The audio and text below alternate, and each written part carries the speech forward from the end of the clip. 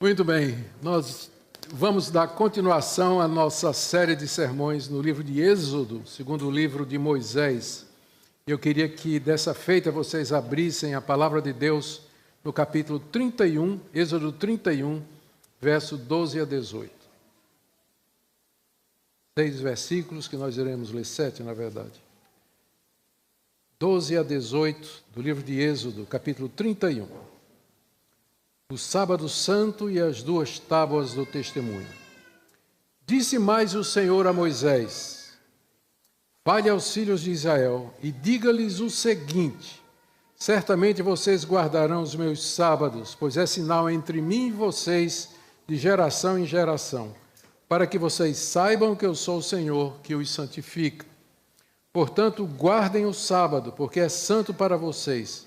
Aquele que o profanar morrerá. Quem nesse dia fizer alguma obra será eliminado do meio do meu povo, do seu povo. 6 dias se trabalhará, porém o 7º dia é o sábado do repouso solene, santo ao Senhor. Quem fizer alguma obra no dia do sábado morrerá. Os filhos de Israel guardarão o sábado, celebrando por aliança perpétua de geração em geração. Entre mim e os filhos de Israel é sinal para sempre, porque em 6 dias o Senhor fez os céus e a terra, e no 7º dia descansou e tomou alento. Quando o Senhor acabou de falar com Moisés no Monte Sinai, deu a ele as 2 tábuas do testemunho, tábuas de pedra, escritas pelo dedo de Deus. Nosso Deus, nós estamos diante da Tua palavra, e nós, como ouvimos ainda há pouco, cremos que ela é a Tua palavra inspirada e verdadeira. Nos ajuda a compreender e aplicar o coração em nome de Jesus. Amém. Gente, fazia cerca de 2 anos que Moisés tinha tirado o povo de Israel da terra do Egito, através daqueles grandes sinais e prodígios que nós temos registrados no livro de Êxodo, que nós conhecemos como as 10 pragas. Deus então abriu o Mar Vermelho, o seu povo atravessou. Eles desceram pela península do Sinai, evitaram o caminho, o caminho normal por conta dos filisteus que habitavam ali, e subiram pela península até o Monte Sinai, onde Deus veio ao encontro deles. Desceu sobre o monte em poder e grande glória. O monte pegava fogo. E Deus chamou Moisés para lhe dar a sua lei, um acordo, um pacto de Deus com aquele povo. Deus não tem outra maneira de se relacionar conosco a não ser através de um pacto, através de uma aliança, porque Deus é muito grande e nós somos muito pequenos. E geralmente sempre é Deus quem toma a direção. É Deus que chega e diz para nós: se você quer se relacionar comigo, tem que ser nos meus termos. Você vai se relacionar comigo de acordo com os meus termos. Sou eu que vou dizer como é que você vai tratar comigo. Nós não podemos dizer a Deus como é que vai ser esse relacionamento. É Deus que diz. E Deus, então, fez isso. Deus deu a eles, através de Moisés, as suas leis, que eram leis referentes ao culto, à vida civil e à vida em geral. E nós vimos algumas dessas leis na última mensagem que nós pregamos aqui. Eram leis referentes ao sacerdócio, ao uso correto do altar de incenso, a santidade de Deus em tudo que Deus fazia, a obra do tabernáculo. E agora nós chegamos no capítulo 31, onde nós temos a orientação final de Deus a respeito da sua lei, que é sobre a guarda do sábado. O que vai acontecer no capítulo 32 é o famoso episódio em que os israelitas, na ausência de Moisés, fazem um bezerro de ouro. E quando Moisés desce com a lei, surpresa, o povo está quebrando já o primeiro mandamento. Na verdade, quebrando todos, né? Quebrou o primeiro, já quebrou todos, adorando outro Deus. Veremos isso, se Deus quiser, na próxima mensagem. Mas hoje eu quero concentrar naquele trecho que eu li, que é o último mandamento que Deus deu, as últimas instruções e que tem a ver com o dia do sábado. Aqui nesse texto nós temos o estabelecimento do sábado como sinal da aliança desse contrato que Deus fez com a nação de Israel, do qual nós somos os sucessores, Tem muitas outras passagens no Antigo Testamento sobre a guarda do sábado, mas essa é talvez a mais rica em detalhes. E eu quero ver com vocês por que é que o sábado, primeiro, se ele continua valendo para nós, segundo, em que sentido, e terceiro, como é que nós podemos observá-lo. Então, eu queria verificar esses 3 ou 4 pontos com vocês a partir dessa passagem, na expectativa de que Deus abençoe a exposição no seu coração e que você entenda por que é que você está aqui hoje. Hoje você está aqui para louvar a Deus nesse dia específico. Então, primeiro ponto que eu queria ver com vocês é o que está no verso 13, que a guarda do sábado é um mandamento que veio diretamente de Deus para o seu povo e que ele espera que seja obedecido. Veja aí como ele fala, certamente, no verso 13. Disse mais o Senhor a Moisés: fale aos filhos de Israel e diga-lhes o seguinte: certamente vocês guardarão os meus sábados, pois é sinal entre mim e vocês de geração em geração, para que vocês saibam que eu sou o Senhor que os santifica. Observe que esse mandamento ele foi dado exclusivamente à nação de Israel. Como vocês viram nos slides que eu projetei para as crianças, quando Deus chamou a nação de Israel e fez um acordo com eles, ele podia ter feito com outras nações mais poderosas, com o Egito, Mesopotâmia, com os cananeus, com os assírios, mas ele escolheu a nação de Israel e a nação de Israel somente para se revelar e fazer um pacto com essa nação. Note também que Deus chama aqui o sábado de sábados, no plural. Certamente vocês guardarão os meus sábados. Não é que tem vários dias de sábado, é o mesmo dia, só que como ele se repete toda semana e que nós temos que guardá-lo toda semana, Deus fala no plural: vocês vão guardar os meus sábados, ou seja, os dias de sábado de toda semana. Existe um dia só, toda semana vocês vão guardar, portanto, ele chama de sábados no plural. E note que também Deus diz: vocês guardarão os meus sábados, ou seja, os outros dias são seus. Segunda é sua, terça é sua, quarta, quinta, sexta, você vai fazer o que você tem que fazer. Mas o sábado é meu sábado, são os meus sábados, pertencem a mim. Vocês vão fazer nesse dia aquilo que eu digo a vocês que vocês vão fazer, e o que vocês vão fazer será relacionado diretamente comigo. Esse dia, diz o Senhor, pertence exclusivamente a mim. Você não pode fazer o que você quer somente no dia do Senhor. Você tem que fazer aquilo que eu ordeno. Por isso que Deus diz, meus sábados, meus sábados. A razão pela qual os sábados deveriam ser separados de outros dias e dedicados ao Senhor, está aqui na metade do verso 13. Eu vou ler de novo. Diz assim: vocês guardarão os meus sábados, pois é sinal entre mim e vocês. A razão pela qual Deus dá para que nós guardemos os seus sábados, certamente, é porque é um sinal entre Ele e nós. Sinal de que exclusivamente? É um sinal de que nós pertencemos ao Senhor, de que de todas as nações da terra, Deus foi escolher para si exatamente os israelitas como seu povo. Como símbolo disso, os israelitas separariam um dia exclusivo para o Senhor. O princípio aqui é muito simples. De todas as nações da terra, Deus escolheu os israelitas. De todos os dias da semana, os israelitas separam um dia para o Senhor. É esse princípio aqui. Então, por isso, a guarda do sábado é um sinal entre Deus e a nação de Israel, da qual nós somos os continuadores. Como símbolo disso, de que eles foram escolhidos de entre todos os povos, os israelitas deveriam separar o dia de sábado como sendo o sábado do Senhor. E era através disso, veja o final do verso 13, que eles saberiam que Deus é o Senhor que os santifica. Quem é que separava a nação de Israel dos outros povos? Quem é que tornava os filhos de Abraão diferentes? Quem é que recebia a bênção do Senhor? era exatamente a nação de Israel. E a guarda do sábado lembraria isso a eles continuamente. Toda vez que eles se reunissem para repouso solene, participação na convocação das assembleias, eles estavam declarando ao mundo: nós somos o povo de Deus. Esse dia é o dia que indica isso, é o dia que nós separamos para o louvor e a glória do nosso Deus. Então, esse é o primeiro ponto. A guarda do sábado foi determinada por Deus, ele espera que seja guardado e é sinal entre ele e o seu povo. Como nós veremos aqui, um sinal para sempre. O segundo ponto, segundo a sequência aqui, é que a quebra do sábado acarretava a pena de morte.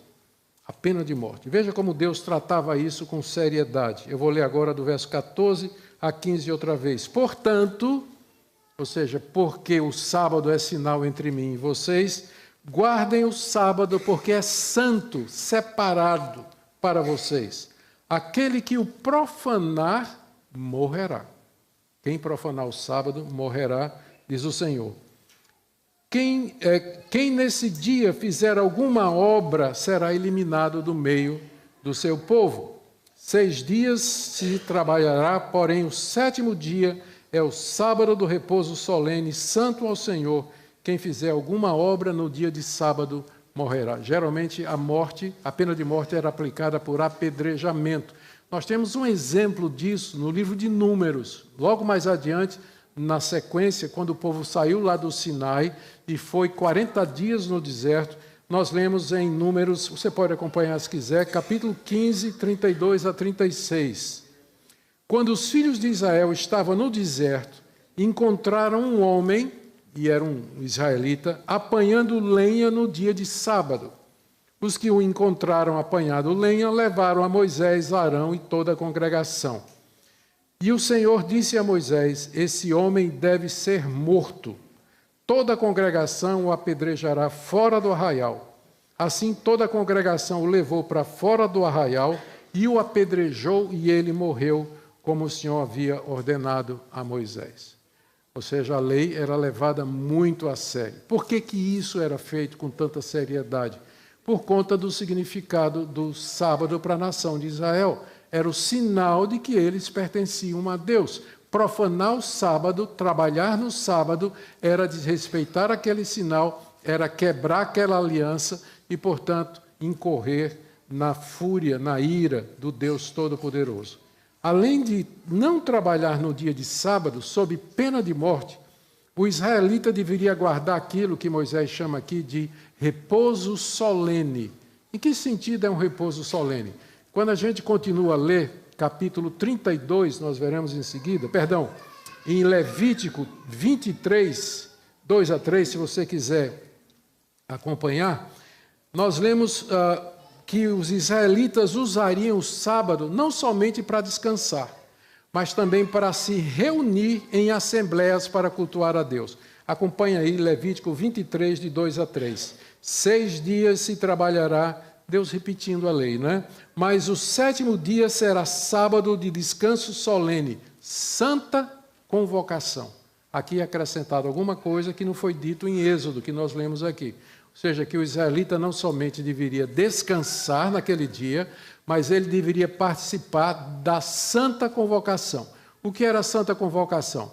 O sacerdote ou os sacerdotes levitas tocavam o shofar, que era aquela buzina de chifre de carneiro.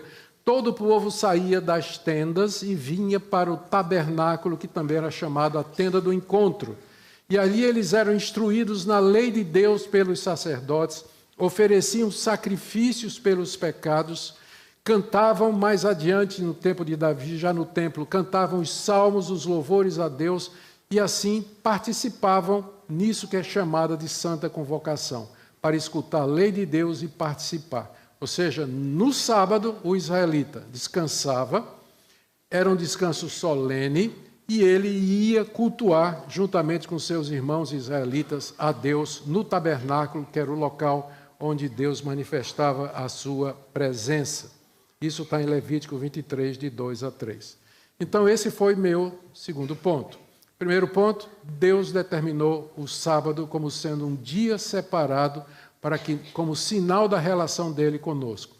E ele espera que nós o cumpramos. Segundo, quem quebrasse o sábado sofreria a pena de morte, porque era o dia de descanso solene e também de santa convocação ao Senhor.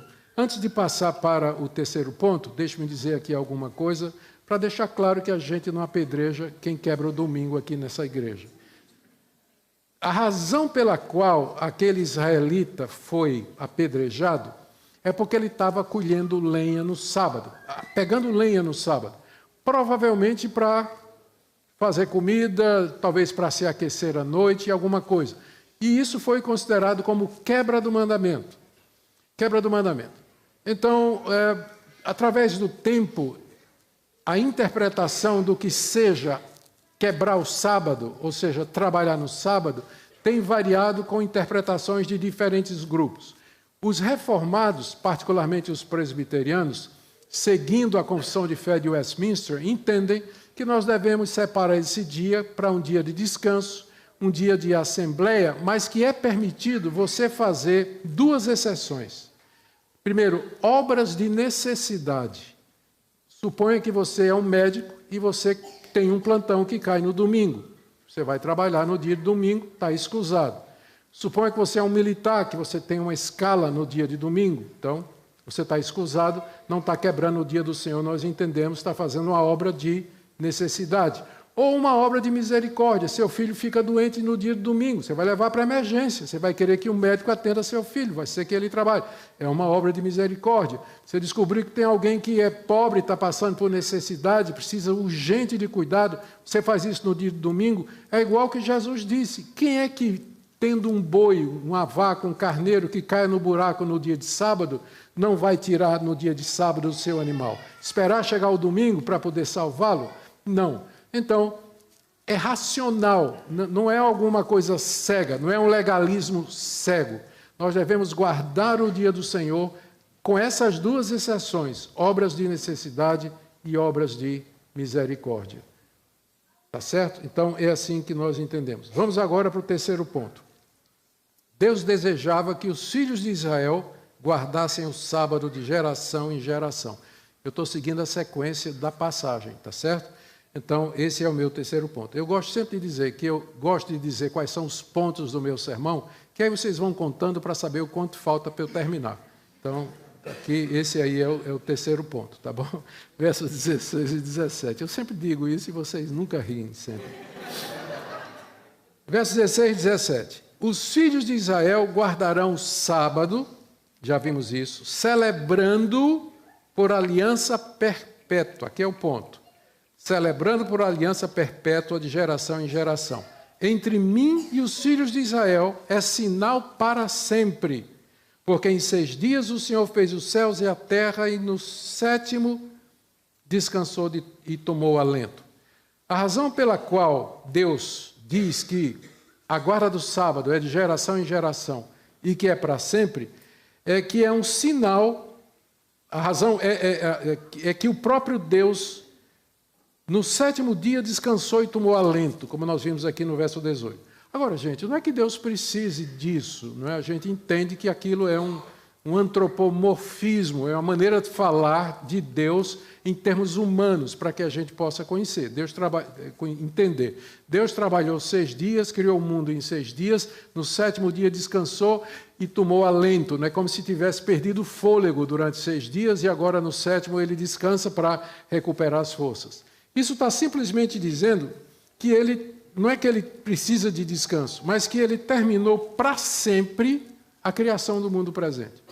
Deus não está mais criando e nem vai criar mais. Tudo que existe já foi criado naqueles 6 dias. Pelo poder de Deus, ex nihilo, como a gente diz, do nada ele criou todas as coisas. O que Deus faz hoje é atuar através da criação, através das leis que ele já estabeleceu quando criou todas as coisas. Mas, pastor, e o novo céu e a nova terra que a Bíblia fala, Isaías fala, Pedro fala na 2ª carta, o livro de Apocalipse fala de um novo céu e da nova terra que Deus vai fazer.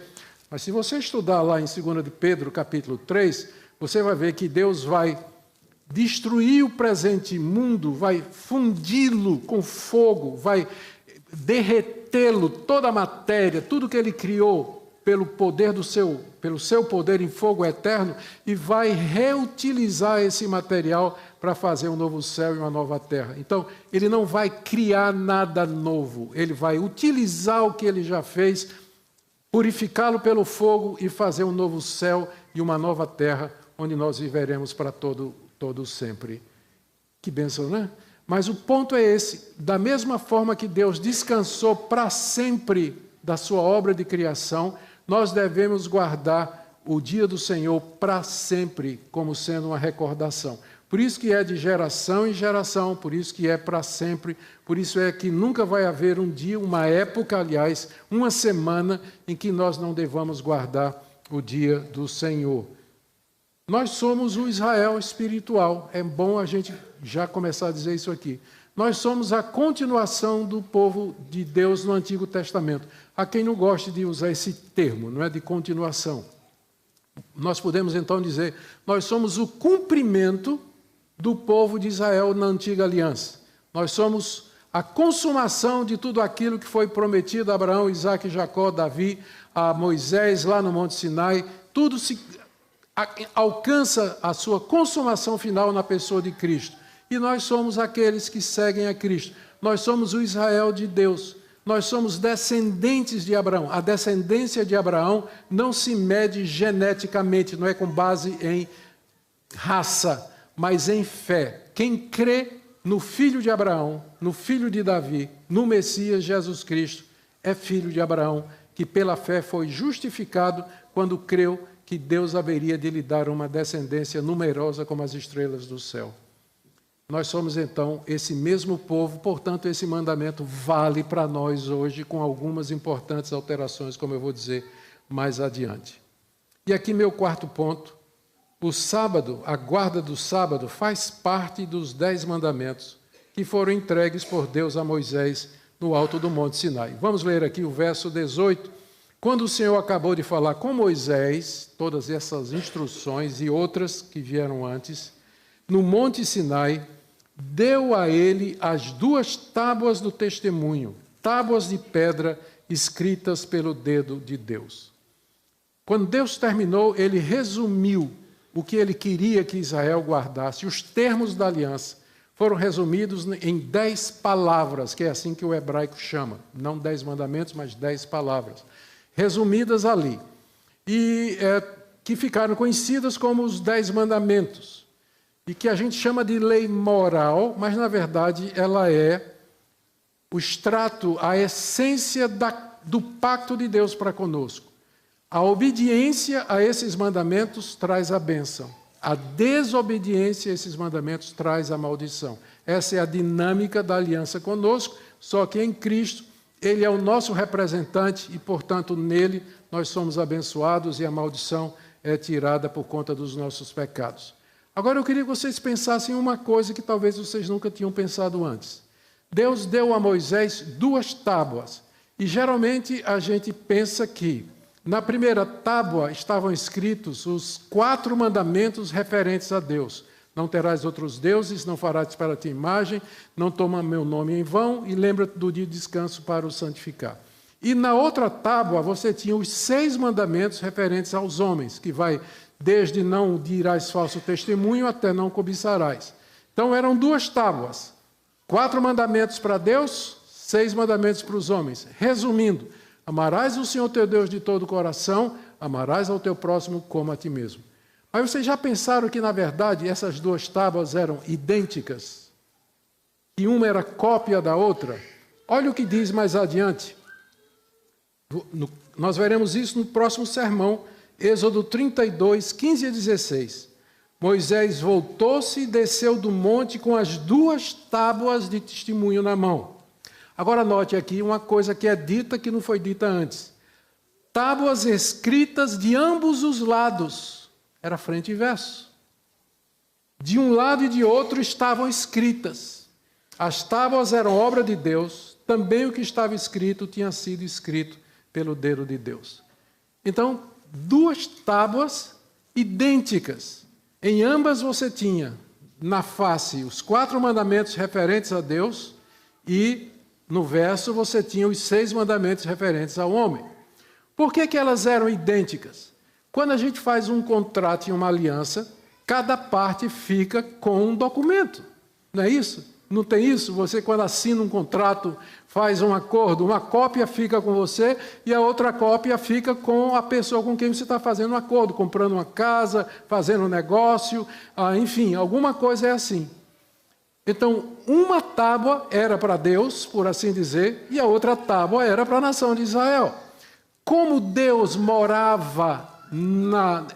habitava entre os querubins, e os querubins eram a tampa da arca, o propiciatório, que ficava no Santo dos Santos, então uma cópia era guardada na arca para ser a cópia de Deus, e era o local onde também estava a cópia dos israelitas. Por isso que dentro da arca você tinha as duas tábuas iguais. Por isso que elas são chamadas de as tábuas do testemunho, porque lá estava escrito os termos da aliança de Deus para conosco e a dinâmica de como isso funcionaria. As duas tábuas da lei, idênticas, na verdade, não uma para Deus e outra, não com lei de Deus e lei do homem, mas os 10 mandamentos em cada uma. Elas eram de pedra e não de madeira. Por quê? Para indicar a sua durabilidade e a sua permanência. Era chamada de testemunho porque era testemunho da aliança de Deus com o seu próprio povo. E é dito que foi escrito pelo dedo de Deus para deixar claro que provinham essas leis do próprio Deus e que não tinha sido uma invenção de Moisés.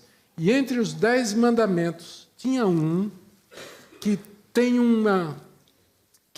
tem um aspecto que o destaca dos demais, porque era um mandamento que tinha um caráter profético e tipológico, que é exatamente o mandamento que nós estamos falando. Os 10 mandamentos incluem o sábado também.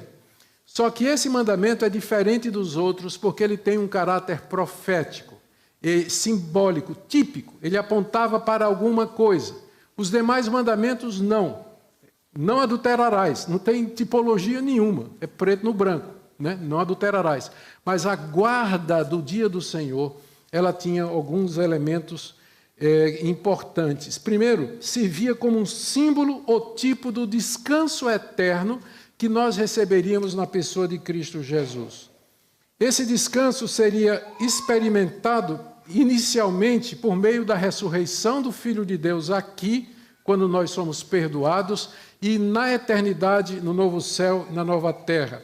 Portanto, a guarda do sábado era uma antecipação profética daquele descanso eterno que Deus prometeu ao seu povo. Deus deu o mandamento dizendo, descanse um dia da semana. Josué introduziu o povo na terra prometida, que era a terra do repouso, mas Cristo nos introduz ao repouso eterno, à vida eterna, mediante a sua morte e na sua ressurreição, que ocorre no primeiro dia da semana. Não no sábado, mas ocorre no domingo.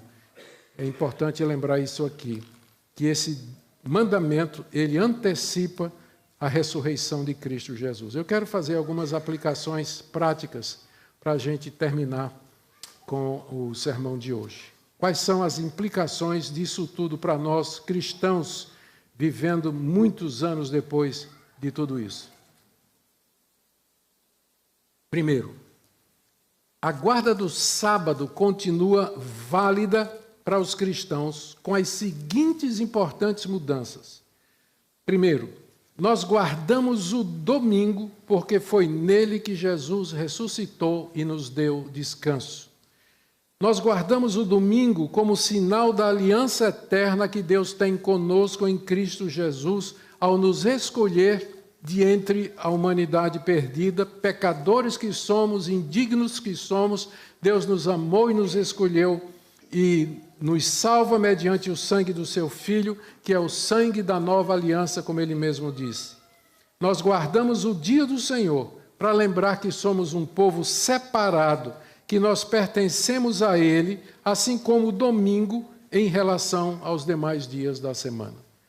Então, não pense que esse mandamento da guarda do dia do Senhor é alguma coisa que ficou para os judeus, mas ele vale para nós hoje, porque nós somos a continuação do povo de Deus. É a aliança que Deus tem conosco, selada no sangue precioso de Jesus.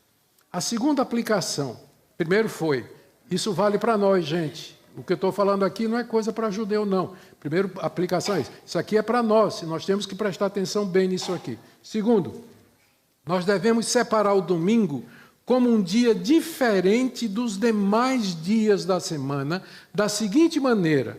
Primeiro, não devemos trabalhar nesse dia, a não ser para realizar obras de necessidade e de misericórdia. Mas é um dia em que você deve realmente descansar.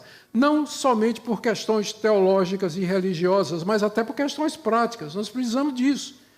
Quem trabalha 7 dias sem descanso está queimando a vela pelos dois lados e está fazendo mal a si próprio.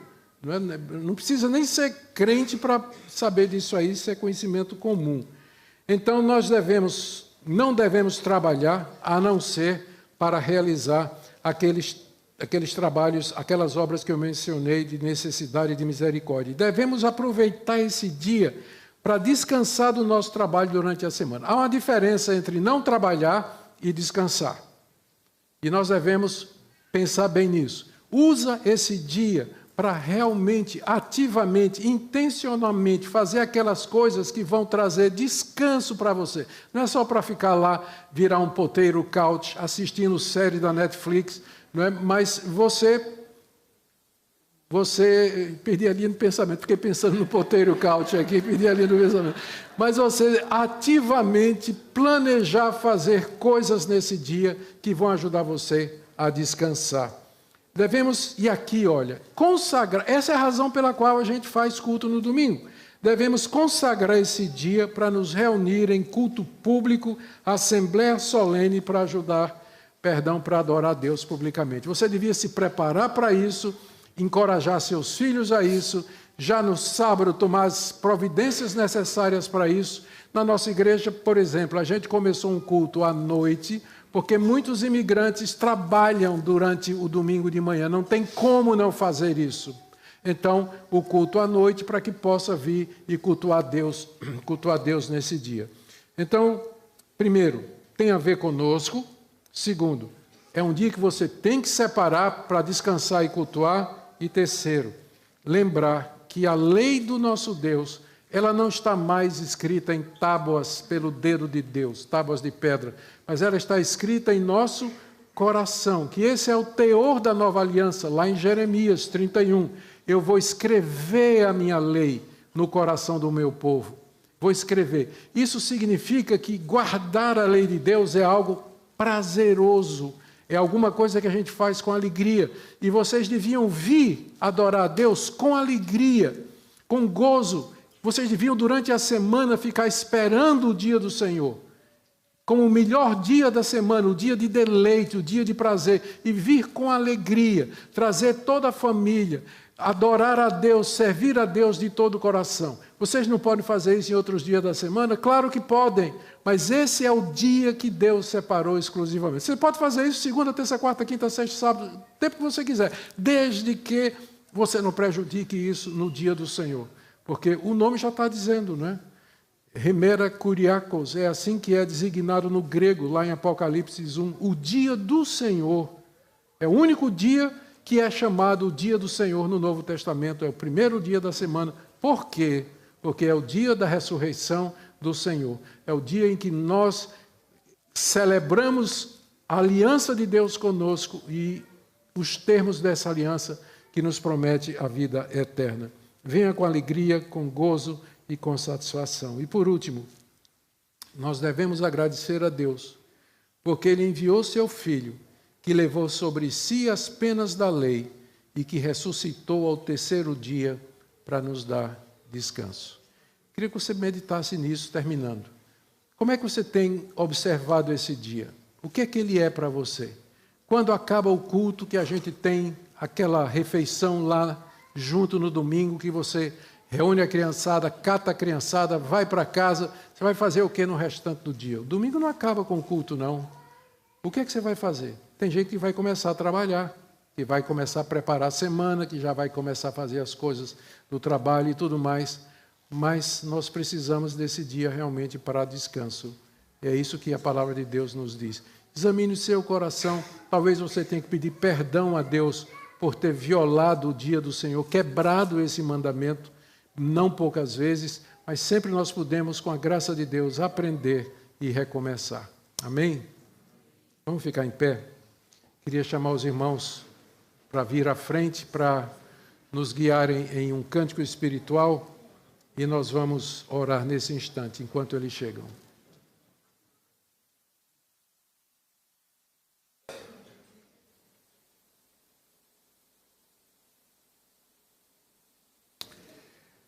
Senhor, te damos graças pelo dia do Senhor. Te damos graças por esse dia que pertence ao Senhor, os teus sábados. E nos dá gozo, Senhor, em participar deles, em cumpri-los, em te adorar, te servir e te cultuar. Dá-nos descanso não somente para o nosso corpo, mas também para a nossa alma, para a nossa mente, para que nós refaçamos as forças, cobremos fôlego e possamos continuar a te servir. Não que os outros dias não sejam teus, mas que esse é particularmente o teu dia. Senhor, ajuda-nos a viver dessa forma, em nome de Jesus. Amém.